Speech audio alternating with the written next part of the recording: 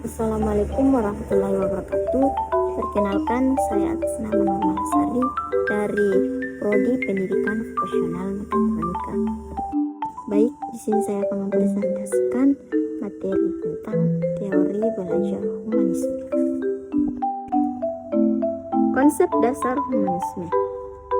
Teori belajar humanistik merupakan salah satu teori yang paling abstrak di antara teori belajar yang ada, karena teori ini lebih banyak membicarakan gagasan utama tentang belajar yang paling ideal daripada memperhatikan apa yang bisa dilakukan dalam keseharian. Teori belajar humanistik ini bertujuan untuk memanusiakan manusia. Belajar dalam teori humanisme dikatakan berhasil bila peserta didik bisa memahami lingkungan dan dirinya sendiri atau mencapai aktualisasi diri. Nah, guru dalam teori belajar humanisme ini akan membantu peserta didik untuk memahami secara mendalam dirinya sehingga peserta didik bisa mengembangkan kemampuan yang ada dalam diri mereka.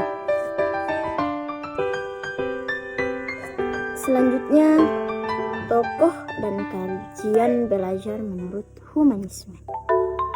Humanistik sebagai salah satu teori belajar memiliki beberapa tokoh yang berkontribusi, di antaranya yaitu Bloom dan Krathwohl, Kolbe dan Mumford, Habermas, Karl Rogers, dan Abraham Maslow. 1. Menurut Bloom dan Krathwohl merupakan tokoh yang menggagas konsep taskonomi Bloom. Taskonomi Bloom ini merujuk pada 3 aspek, yaitu kawasan kognitif, efektif, dan psikomotor. Kemampuan menurut Bloom, ranah kognitif ini meliputi yaitu pengetahuan atau materi yang dipelajari, pemahaman atau memahami materi yang didapat, aplikasi menerapkan materi yang didapat, analisis merinci pemahaman yang didapat secara detail, sintetis atau memadukan konsep untuk mendapatkan pemahaman baru, dan evaluasi yaitu evaluasi dari materi yang sudah didapat. 2. Kolbe. Sebagai salah satu tokoh humanisme, Kolbe mengembangkan konsep terkait 4 tahap dalam belajar, yaitu A. Pengalaman konkret, B. Pengalaman aktif dan reflektif, C. Konseptualisasi, dan D. Eksperimentasi aktif.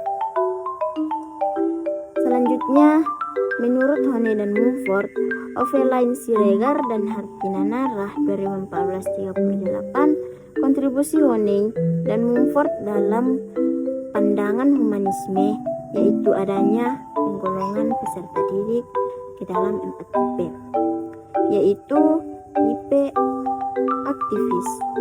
Nah, pada tipe aktivis ini, peserta didik yang suka melibatkan diri pada pengalaman-pengalaman baru cenderung berpikir terbuka dan mudah diajak berdialog.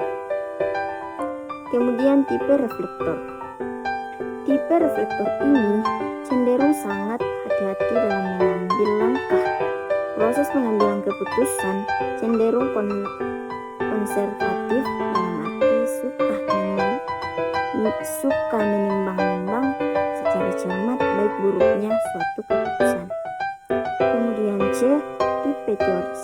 Tipe teoris ini biasanya sangat kritis, senang menganalisis dan tidak menyukai pendapat dan penilaian yang bersifat subjektif. Bagi mereka, yang berpikir rasional adalah suatu yang sangat penting. Kemudian D. Tipe pragmatis.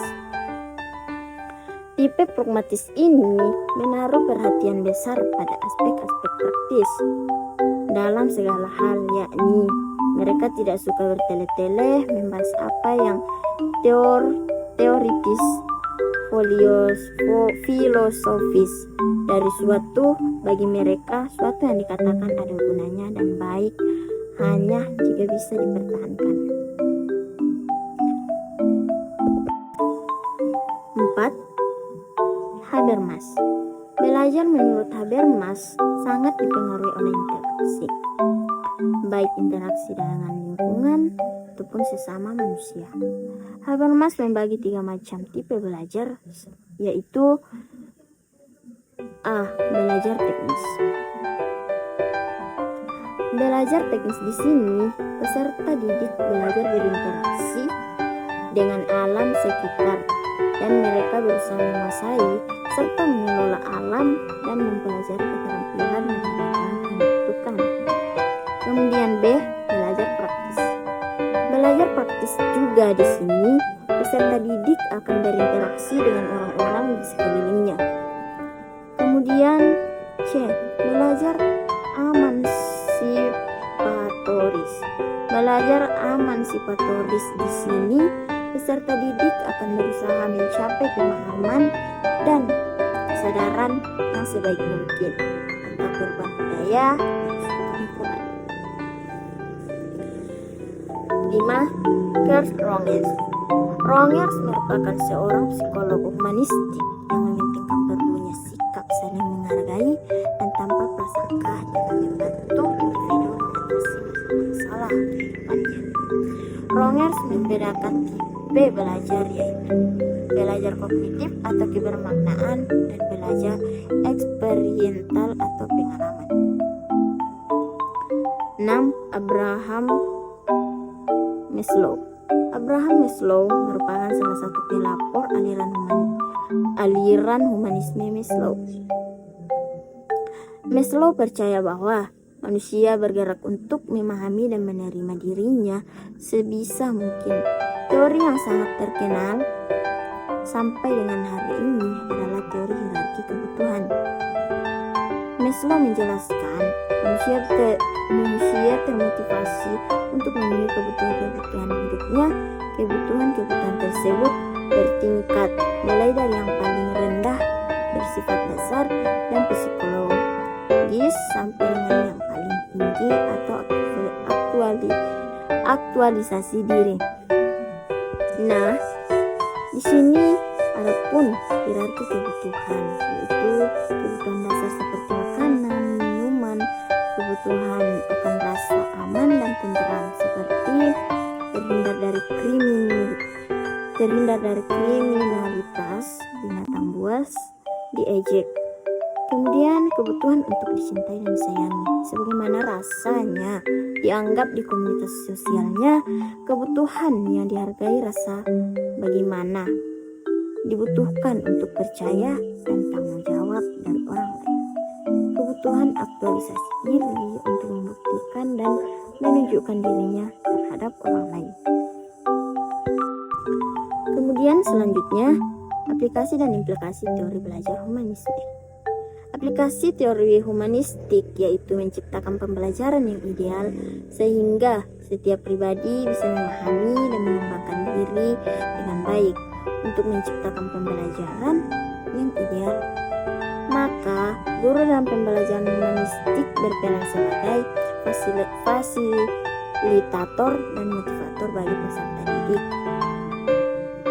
Pembelajaran berdasarkan teori humanistik ini cocok untuk diterapkan pada materi-materi pembelajaran yang bersifat pembentukan kepribadian sendiri, perubahan sikap, dan analisis terhadap fenomena sosial. Implikasi dalam teori belajar humanisme ini terciptanya belajar yang ideal sehingga peserta didik merasa senang, bergairah dan inisiatif dalam belajar dan terjadi perubahan pola pikir, perilaku dan sikap atas kemauan sendiri. Kelebihan dan kekurangan belajar teori belajar humanisme. Kelebihan: 1. Mengedepankan hal-hal yang bernuansa demokratis, partisipatif, dialogis, dan humanis. 2. Suasana pembelajaran yang saling menghargai, adanya kebebasan berpendapat, kebebasan mengungkapkan gagasan. Nah, di sini suasana pembelajaran yang saling menghargai itu yaitu saling menghargai keputusan antara satu dengan yang lain, dan mengungkapkan gagasan dari satu ke satu, dari gagasan yang satu ke gagasan yang lain. 3. Keterlibatan peserta didik dalam berbagai aktivitas di sekolah. Dan terlebih-lebih adalah kemampuan hidup bersama, komunal, bermasyarakat di antara peserta didik yang tentunya mempunyai pendapat yang berbeda-beda. Selanjutnya, kekurangan teori belajar humanisme yaitu teori humanistik tidak bisa diuji dengan mudah. Kemudian banyak konsep dalam psikologi humanistik seperti misalnya orang yang telah berhasil mengaktualisasikan dirinya ini masih belum subjektif atau sering dibilang masih buram dan subjektif. Kemudian psikologis humanistik mengalami pembiasan terhadap nilai individual,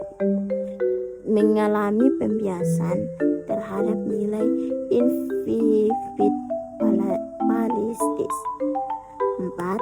Siswa yang tidak menyadari dan memahami potensi dirinya akan ketinggalan dalam proses belajar. Mungkin sekian presentasi dari saya, kurang dan lebihnya mohon dimaafkan. Wabillahi taufiq wal hidayah. Wassalamualaikum warahmatullahi wabarakatuh.